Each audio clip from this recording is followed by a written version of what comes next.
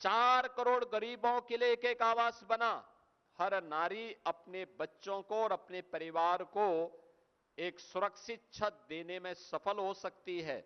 यह प्रधानमंत्री आवास योजना के माध्यम से आज देखने को मिला है। उत्तर प्रदेश में 65 लाख लोगों को इस सुविधा का लाभ प्राप्त हुआ। 65 लाख गरीब परिवारों को इस सुविधा का लाभ प्राप्त हुआ है। इसी प्रकार से अगर आप देखेंगे, उज्ज्वला योजना में कनेक्शन, देश के अंदर 11 करोड़ परिवार इस योजना का लाभान्वित हुए हैं। और उत्तर प्रदेश के अंदर, देश के अंदर 11 करोड़, उत्तर प्रदेश के अंदर 1 करोड़ 90 लाख परिवार इस योजना से लाभान्वित हुए हैं। यानी लंग्स की बीमारी से भी मुक्ति, किसी भी सीजन में एलपीजी की समस्या नहीं होगी, इसकी भी गारंटी ये मोदी की गारंटी के तहत उन्हें उपलब्ध हो पाई। ऐसे ही घरौनी स्कीम के अंतर्गत जिस घर में जहां पे किसी गरीब का घर ग्रामीण क्षेत्र में बनता था, वहां पे लगभग 95 से 98% लैंड एक ग्राम की आबादी की लैंड होती थी। किसी गरीब का घर उजड़ता था, दोबारा मकान नहीं बनाने दिया जाता था। दबंग लोग उस पे हावी होते थे।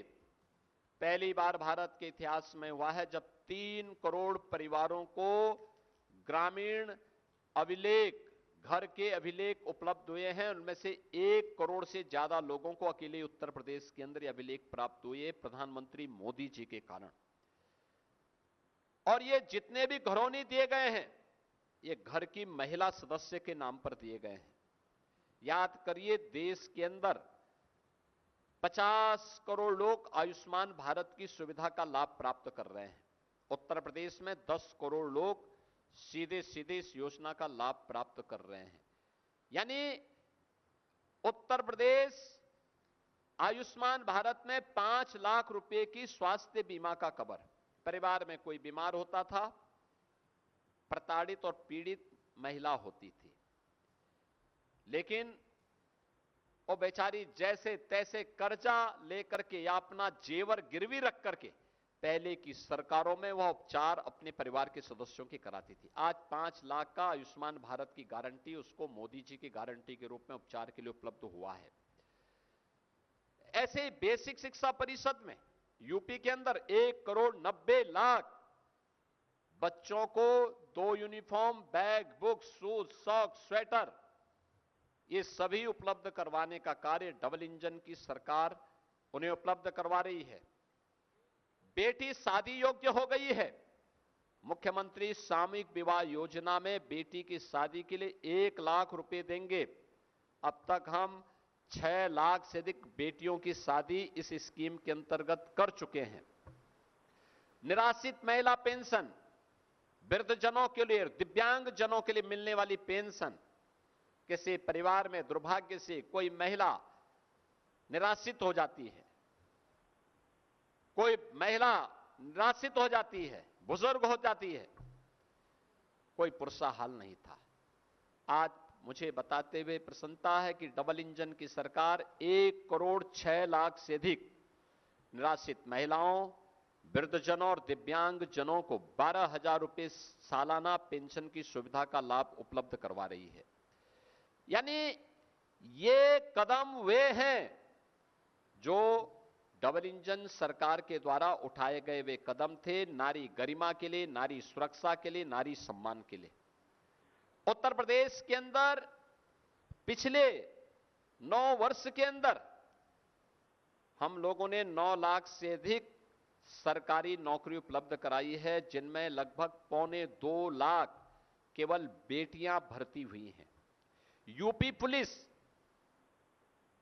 1947 से लेकर 2017 तक यूपी पुलिस में महिला कार्मिकों की संख्या मात्र 10,000 थी। और आज मुझे बताते हुए प्रसन्नता है कि यूपी पुलिस में महिला कार्मिकों की संख्या वर्तमान में 44,000 से अधिक है। ये संख्या बताती है महिला सुरक्षा, महिला सम्मान और महिला स्वावलंबन के लिए उठाए गए कदम। एसएचजी के माध्यम से प्रदेश में 1 करोड़ से अधिक महिलाएं आज आर्थिक स्वावलंबन के साथ जुड़ी हुई हैं। लखपति दीदी के माध्यम से आज वे आर्थिक स्वावलंबन का लाभ ले रही हैं। वीसी सखी के माध्यम से आज वे आर्थिक स्वावलंबन के साथ जुड़ करके लोगों के लिए प्रेरणा बनी हुई है।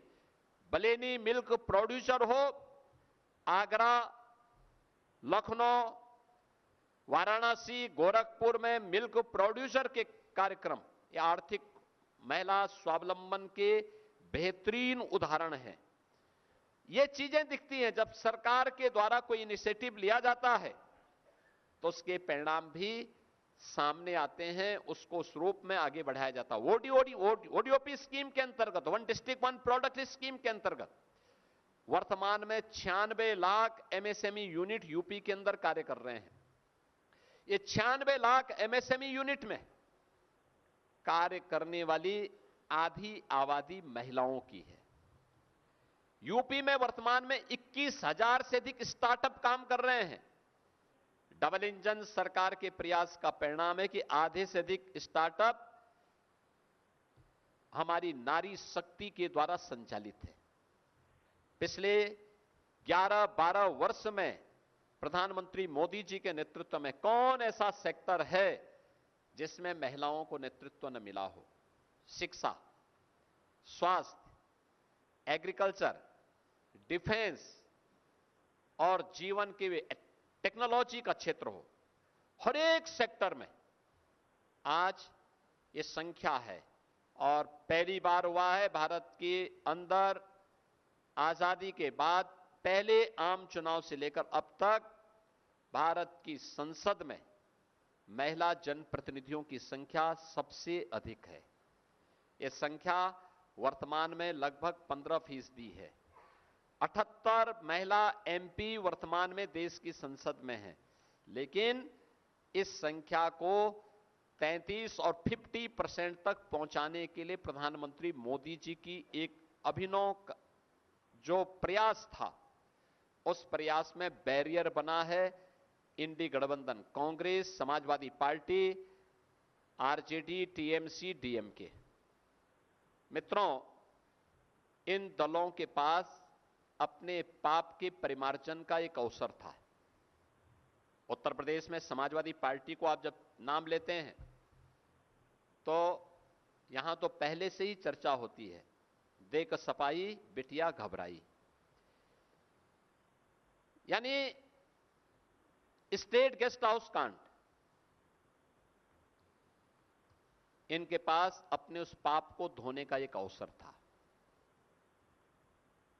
इनको इस अधिनियम को पारित करने में अपना योगदान देना चाहिए था, लेकिन दुर्भाग्य है कि लोग बैरियर बने रहे और बैरियर बनकर के बस होने नहीं देना है, होने नहीं देना है। यानी सब कुछ इनको और इनके परिवार को मिले, किसी नारी को ना मिले, किसी गरीब को ना मिले, किसी युवा को ना मिले, किसी किसान को ना मिले।